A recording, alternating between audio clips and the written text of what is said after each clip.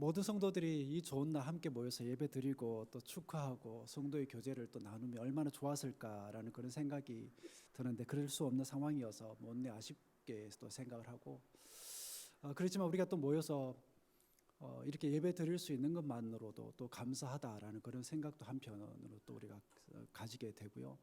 오늘 또 우리 찬양 대가 또 아름답게 찬양을 잘 불러주시고 또 성탄절이라서 성탄절 예배라서 머리 하나씩 이렇게 올리고 또 준비를 하셨는데 근데 어떻게 이영마 집사님 머리는 성난 사슴같이 빨갛게 어쨌든 너무 애써 주셔서 너무 감사합니다. 1956년 그 미국 사람들을 충격에 빠뜨리게 한 사건이 일어납니다. 이 사건의 이 주인공이 누구냐면 휘튼 대학을 졸업한 짐 엘리엇인데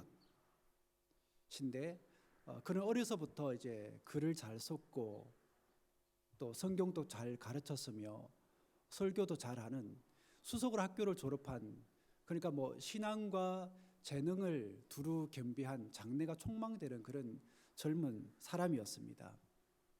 그렇게 그를 아는 많은 사람들은 그가 나중에 미국에서 이제 교회를 개척해서 열심히 목회하겠구나, 목회를 했으면 좋겠다, 이제 그런 이제 생각을 한 거죠. 그런데 이제 그는 그런 사람들의 이제 그러한 이제 기대와 추측과는 달리 자신의 약혼 여인 엘리자베스와 함께 이제 에콰도르의 선교를 떠납니다. 거기서 그들은 이제 결혼을 하고 결혼한 후에는 아우카족에게 이제 선교를 하러 갈 계획을 이제 세웁니다. 그런데 그들이 선교를 하려고 하는 이 아우카족 사람들이 어떤 사람들이 있냐 하면 한 번도 외부 사람들을 받아들이지 않은 들어오면 그때마다 다 죽인 식인종이었습니다. 그렇기 때문에 그들에게 복음을 전하러 간다라는 것은 마치 뭐가 같은가 하면 난 죽으러 간다, 죽음과 직결되어져 있는 그런 발걸음이었다라는 겁니다. 여러분, 죽음이 확실시되는 일에 자기 목숨을 걸 사람이 얼마나 될까요? 여러분은 그런 위험한 일에 목숨을 걸고 일할 수 있겠습니까? 그래서 이제 엘리엇을 아는 그 주변의 이제 친구들과 사람들이 강하게 말리지요. 가면 죽을 게 뻔한데 왜 가려고 하느냐? 가면 안 된다. 가지 마라. 이곳에서 더 큰 일을 더 많은 사람들과 더불어 하면 얼마나 좋으냐? 그렇게 말리게 되는 거죠. 오늘 본문에 보면 어떤 문제에 직면한 사람의 이야기가 소개되고 있습니다. 어느 시골에서 이제 양 100마리를 치는 한 목자가 있었는데 어느 날 갑자기 자신에게 있던 그 양 중에 한 마리가 온데간데 없이 사라졌다라는 것을 이제 알게 되는 거죠. 그 순간 그는 이 한 마리 양을 찾아서 떠나게 됩니다. 그것도 이제 99마리 양은 들판에 그냥 내버려 둔 채 말이죠. 여러분 한번 생각을 해보세요. 이 바보 같은 행동이 또 어디 있을까? 계산해보면 금방 나올 텐데, 즉 내게 무엇이 이익이 되는지를 생각해보면 내가 지금 내리는 이 생각과 결정이 얼마나 어리석은지, 특히 계산하기를 좋아하고 계산하기를 빠르게 하는 현대인들에게 있어서 이러한 행동은 굉장히 손해가 아닐 수 없다라는 것입니다. 다시 본문으로 돌아가서 양 한 마리가 사라졌다는 걸 알게 된 목자가 어떻게 합니까? 본문에 등장하는 이 목자는 이 문제를 두고 오래 생각하지 않아요. 깊이 고민하지도 않습니다. 곧바로 결정을 짓지요. 즉 99마리 양은 그냥 들판에 두고 잃어버린 한 마리 양을 찾아서 즉시 떠납니다. 그런데 여러분, 만일 이런 모습을 주변에 있던 그 다른 목자들이 본다면 어떻게 반응할까? 아마 바보라고 생각할 것 같아요. 이런 바보가 또 어디 있나? 잃어버린 한 마리 양 때문에 99마리 양을 그냥 들판에 둔다고? 이거 정신 나간 사람 아니야? 계산을 조금만 할 줄 알면 내가 지금 내리는 결정이 얼마나 어리석은 짓인지를 알 수 있을 텐데, 그럼 계산이라는 걸 전혀 할 줄 모르는 바보인가? 그리고 찾으러 간다고 해서 그 양을 찾을 수 있을지 없을지 어떻게 알아? 그 양이 어디에 처박혀 있는지 어떻게 알아? 그래서 그 목자들은 아마 지금 이 사람이 내린 결정과 그 행동을 굉장히 어리석은 낭비라고 생각할지도 모르겠습니다. 그래서 그들 모두는 그를 비웃고 손가락질 할지도 모르겠어요. 처음에 말씀드렸던 이 짐 엘리엇의 이야기를 한번 다시 돌아가 보면요, 죽음을 각오하고 떠나려고 하는 그를 사람들은 그렇게 하지 말라고, 가지 말라고 말립니다. 하지만 복음을 위해서 목숨을 걸고 떠나는 그와 4명의 선교사들의 다짐이 너무나 완고했기 때문에 그를 막을 수 있는 사람은 아무도 없었습니다. 마침내 그들은 간단하게 짐을 꾸리고 이제 그들이 선교하러 가려고 하는 이 아우카족을 향해서 떠나게 되죠. 그들이 아우카족에게 복음을 전하러 떠난 한 5일 후에 이제 아무런 소식이 없자 이제 선교 본부에서는 궁금한 거죠. 혹시 죽었나? 살았을까? 그래서 비행기를 띄우게 됩니다. 그런데 이제 그곳 해변가에 끔찍하게 죽은 이 5명의 시체를 이제 발견하게 되는 겁니다. 그러니까 그곳에 있던 이 아우카족의 전사들이 그들 5명을 창으로 도끼로 그렇게 끔찍하게 이제 죽였던 것이죠. 이 비극적인 소식을 접한 그의 가족들, 그리고 사람들의 심정이 어떠했을까요? 또 하나님을 향해서는 어떤 마음을 가졌을까요? 물론 굉장히 위험한 사람 부족이었고 쉽지 않은 발걸음인 줄 알지만 그래도 하나님의 영광을 위해서, 복음을 위해서 가는 그들을 왜 지켜주지 않았을까? 왜 그들은 그런 무모한 짓을 했을까? 그런 생각들이 했을 것 같아요. 그래서 라이프지와 이 타임지에서는 이 사건을 대서특필을 하면서 굉장히 분노를 이제 나타냅니다. 이 잡지는 10페이지의 가락에 걸쳐서 이 사건을 다루면서 이렇게 이제 의문을 이제 표현을 하는 겁니다. 이 얼마나 불필요한 낭비인가? 장래가 촉망들인 이 젊은이들이 도대체 무엇 때문에 저 멀리 남미까지 가서 제대로 일도 하지 못하고 죽임을 당해야 했나? 그러니까 하나님을 잘 모르고 그들의 마음을 잘 모르는 사람들은 인생 낭비였다라고 보는 거예요. 왜 죽을 게 뻔한데 그 자리에 왜 가느냐? 차라리 이곳에서 좀 더 안전한 곳에서 교회를 세우고 목회를 하고 더 많은 사람들과 일을 하면 더 좋았을 것을. 그래서 그들의 인생을 향해서 뭐라 그러냐? 낭비였다라고 얘기를 하는 겁니다. 헛되다라고 얘기를 하는 거예요. 그런데 그들의 이야기는 여기서 끝나지 않아요. 짐 엘리엇이 이제 그렇게 죽고 난 후에 이번에는 그의 아내 엘리자베스 엘리엇이 자기 남편을 죽인 그 아우카족의 선교사로 이제 떠나게 됩니다. 남자도 아닌 여자의 몸으로, 그것도 20대 초반의 여성으로서 자기 남편을 그렇게 끔찍하게 죽인 그 사람들에게 간 겁니다. 그녀는 알았어요. 남편처럼 자신도 끔찍하게 죽게 될 것이라는 것을요. 그러니 얼마나 많은 사람들이 그녀를 말렸겠어요. 네 남편 죽은 것도 모자라서 너도 죽으려고 그러냐? 너는 그래도 살아가지고 무언가 해야지. 하나님의 또 다른 선한 일을 해야지. 그녀를 그렇게 말렸습니다. 어떤 바보가 자기 남편을 죽인 그 사람들을 향해서, 그 식인종들을 향해서, 그것도 여자의 몸으로 그곳에 간다는 겁니까? 하지만 그녀의 고집은 아무도 꺾지 못했습니다. 여러분들, 그녀는 어떻게 되었을까요?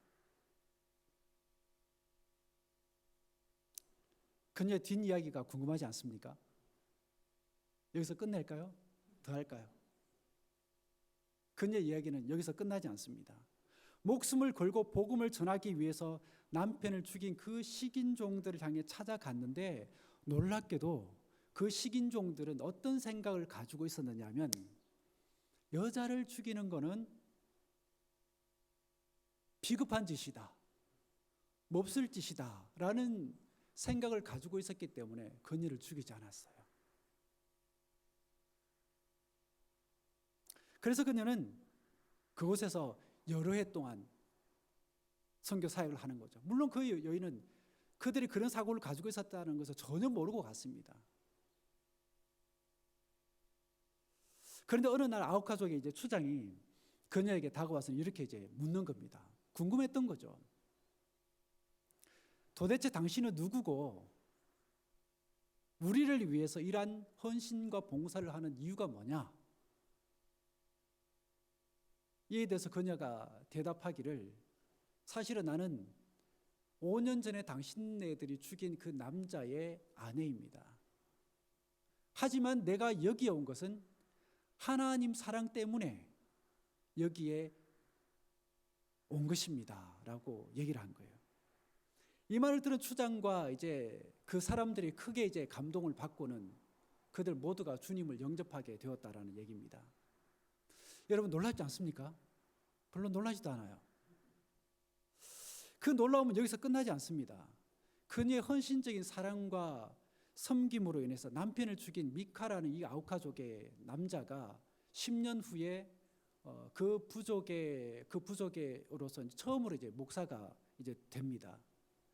비록 남편 선교사는 복음 하나 전하지 못하고 그렇게 비참하게 죽었지만, 그 남편의 죽음과 그녀의 헌신적인 사랑과 헌신으로 인해 그 부족은 36년 만에 다 주님을 이제 믿게 되었다라는 거예요. 그들을 바라보는 사람들, 그들의 행동을 바라본 사람들은 그들을 향해서 뭐라고 얘기를 했냐면, 무모한 낭비다, 헛된 수고다, 그러니 그렇게 하지 말라고.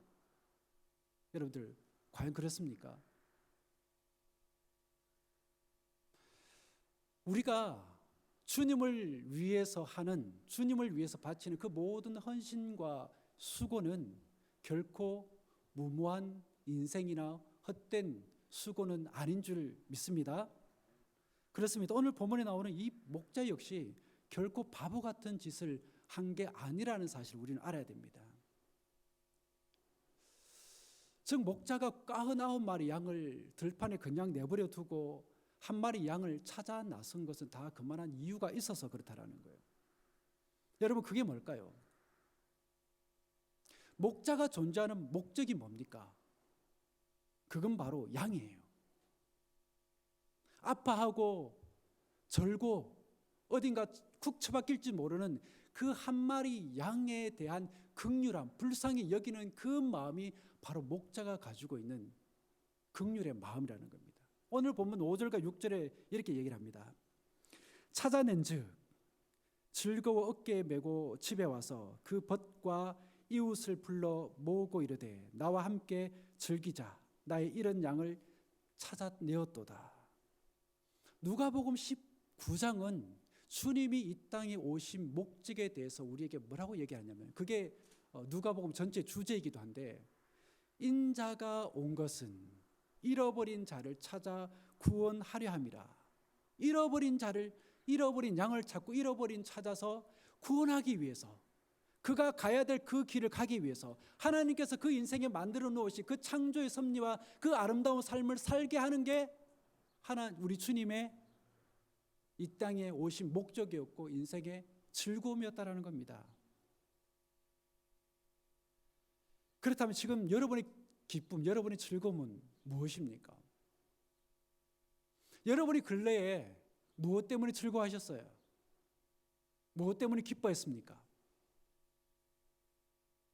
주님처럼 영적인 그 영혼으로 인해 생긴 즐거움입니까? 아니면 세속적인 것으로 인해 생긴 즐거움입니까? 돈을 이만큼 벌었네, 자녀가 이만큼 잘 되었네. 물론 그것도 우리가 즐거워하고 기뻐해야 될 일이지만 우리가 이 성탄절을 우리가 보내고 또 우리가 주님의 은혜를 그 어떤 때보다 더 생각해야 되고 고민하고 우리 마음 가운데 품어야 될 이때에 우리가 생각해야 되는 것은 바로 내 속에 정말 주님의 자녀처럼 하나님의 백성처럼 영혼으로 인한 기뻐했던 적이 얼마나 있는가. 그 삶 때문에 새들이 저렇게 짖는 게 하나님을 찬양하는 것처럼 웃고 즐거워하는 것처럼 들리는 그 소리로 들렸냐, 아니면 새가 그냥 운다라고 그렇게 표현을 했던가.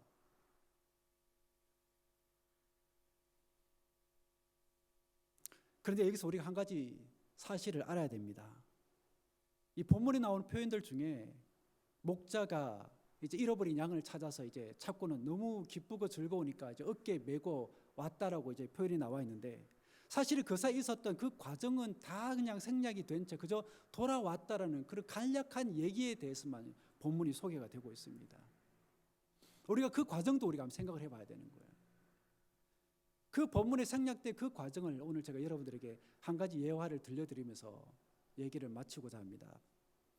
여러분 중에 뭐 아시는 분도 계실 텐데 이 뮤지컬 버스라는 연극을 여러분도 보신 분 있습니까? 아니면 아시는 사람 있습니까?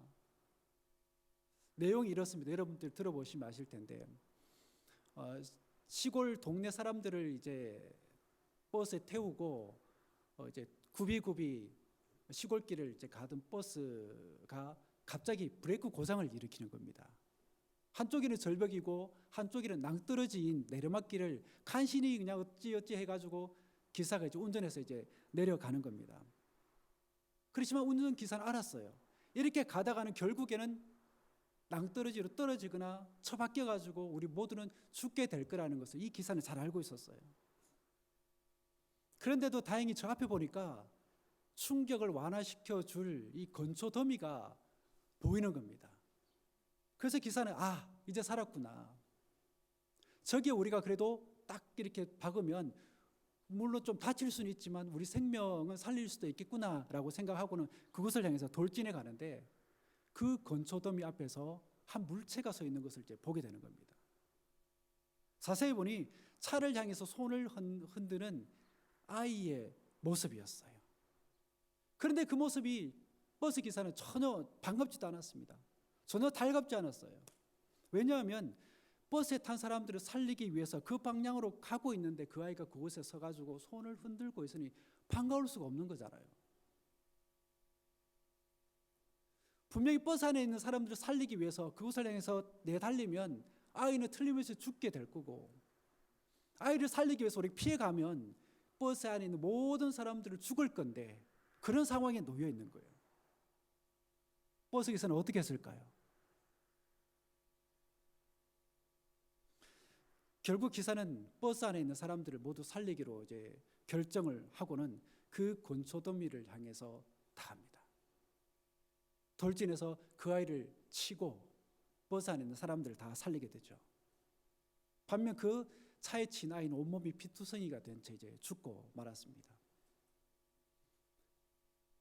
차에 있던 사람들이 이제 살았구나 하는 생각에 버스에서 내려가지고 그 죽은 아이 곁으로 이제 가서 미안한 마음에 어찌할 줄을 몰라 합니다. 그런데 더 놀라운 되게 충격적인 사실을 알게 되는 거예요. 자기들을 살리기 위해서 버스 기사가 희생시킨 그 아이가 자기 아들이었다는 것을 알게 되는 겁니다. 여러분들, 사랑하는 아들을 자기 손으로 치어 죽일 때 그 기사의 마음이 어땠을까요? 그 마음 조금이라도 여러분들 이해가 되십니까? 그게 바로 우리를 위해 하나밖에 없는 아들을 이 땅 가운데 보내주신, 우리를 살리기 위해서 보내주신 하나님 아버지의 마음이었다라는 겁니다.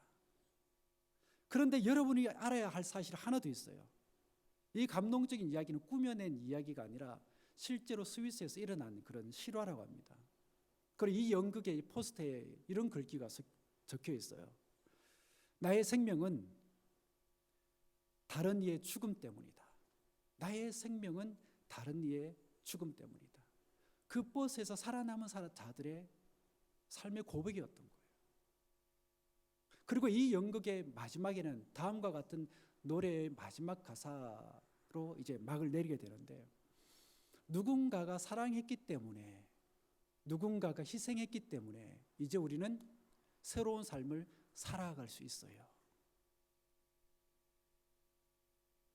바로 이 마지막 가사가 오늘 우리가 하나님께, 우리가 주님께 드려야 될 신앙의 고백이 아닐까, 감사의 고백이 아닐까라는 생각을 해보는 겁니다. 여러분 한번 따라해 보실까요? 누군가가 사랑했기에,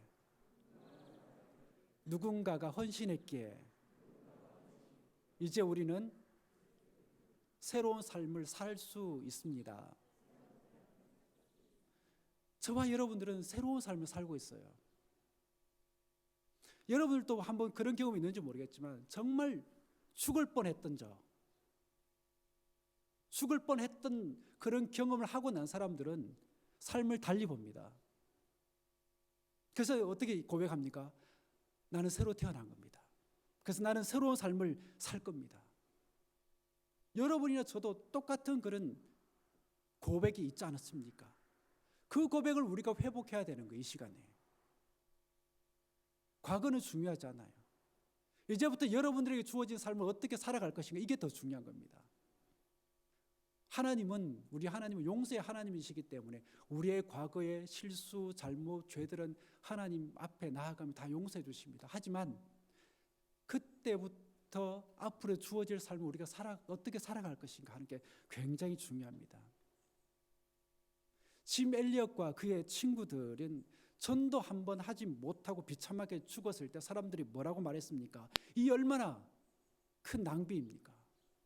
그리고 그의 남편을 따라서 그 아우카족에게 복음을 전하러 간 그 아내를 향해서 사람들이 얘기합니다. 이 얼마나 무모한 낭비입니까? 하나님이 자신의 아들을 그 높은 자리에서 낮고 낮은 이 자리에 메시아로 보내실 때에 우리가 너무 잘 아는 사탄이 주님께 이런 얘기를 했을지도 모르겠습니다. 이 얼마나 무모한 낭비인가. 물론 사람의 관점, 인간적인 관점에서 보면 그 위대하신 하나님이, 그 크신 하나님이 높고 높은 자리에서 있던 그 아들을 우리 보잘것없고 비참한 우리 죄인들을 위해서 십자가에 못 박는 것보다 더 헛되고 쓸모없는 낭비가 또 어디 있을까라는 생각을 해보실 겁니다. 세상적인 계산으로서는 수지타산이 전혀 맞지 않는 거예요.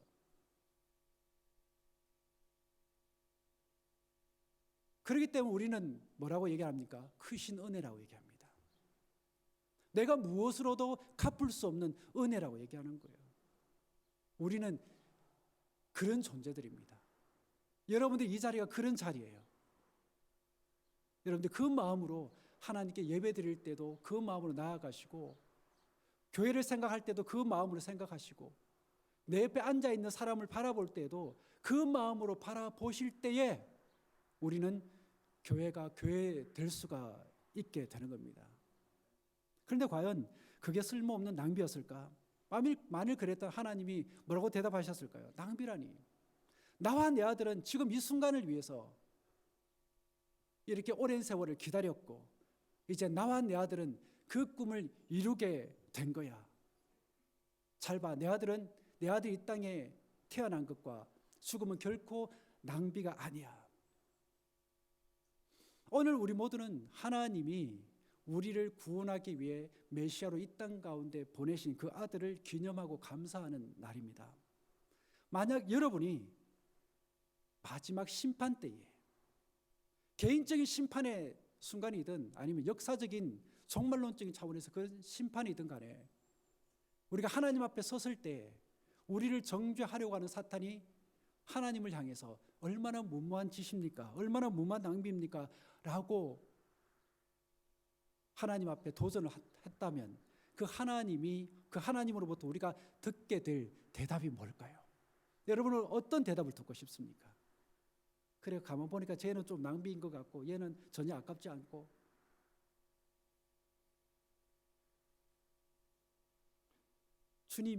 하나님이 이렇게 대답하실 겁니다. 낭비라니. 내 아들 예수는 결코 부끄러운 삶을 살지 않아서 그에게 주어진 삶을 그는 정말 멋지게 살아내고야 말았어.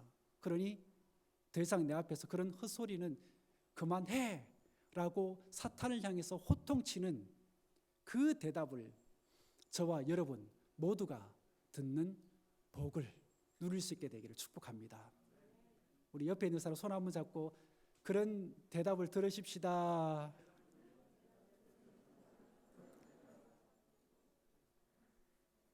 기도하겠습니다.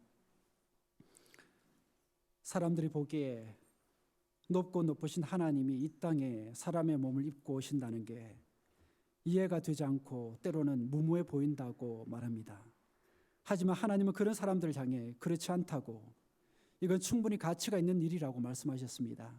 바로 우리가 그러한 일의 대상이 되었다는 것에 늘 감사하고 그 은혜로 살아가는 믿음의 사람들이 다 되길 원합니다. 적어도 오늘 하루 정도는 그런 생각을 가지고 주님을 찬양하고 주변 사람들과 그 마음을 나누는 우리 모두가 되게 하여 주옵소서. 예수 그리스도 이름으로 기도드립니다.